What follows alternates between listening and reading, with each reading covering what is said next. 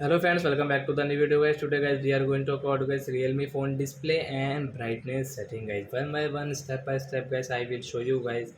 So guys, in this video guys we will talk about guys auto brightness setting in our Realme phone guys. How can we on it, and guys how can we use our auto brightness setting in our Realme phone guys. In this video guys I am going to show you friends. So first of all guys, what will you have to do guys? You will have to guys swipe up and guys click on your phone setting. Then guys you can see this type of settings. So guys click on guys display and brightness, and guys you can see guys your auto brightness settings. So guys you can on from this right side guys.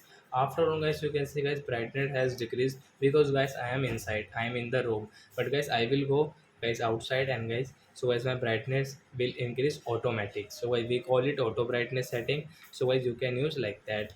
So I hope friends you have understood how to on auto brightness in our Realme phone. So that's it guys. Thanks for watching my video guys. Now we will meet on next video guys with new topic guys. Before going guys, please go and like my video, subscribe my channel. Bye bye friends.